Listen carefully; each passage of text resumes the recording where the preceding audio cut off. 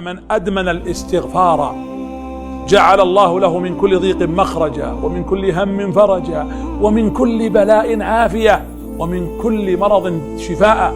ولذلك استغفر الله إنه كان غفارا. جاء رجل إلى النبي عليه الصلاة والسلام وقال: يا رسول الله إني أريد مالا.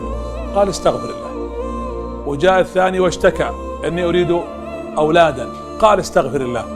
وجاء الآخر يشكو ما يحدث في زروعه، إن الزرع لا ينبت. قال: استغفر الله.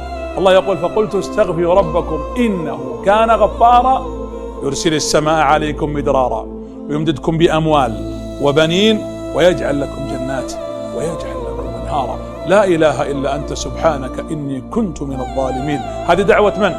دعوة ذي النون في ظلمات ثلاث: ظلمة الليل، وظلمة الحوت، وظلمة البحر. لا إله إلا أنت سبحانك إني كنت من الظالمين. قال الله: فلولا أنه كان من المسبحين للبث في بطنه، يعني بطن الحوت، إلى يوم يبعثون. فنادي إذا سجدت له اعترافا كما ناداه ذو النون بن متى، وأكثر ذكره في الأرض دأبا لتذكر في السماء إذا ذكرت.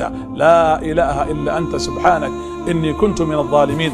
ما دعا بها مسلم قط إلا استجاب الله دعوته.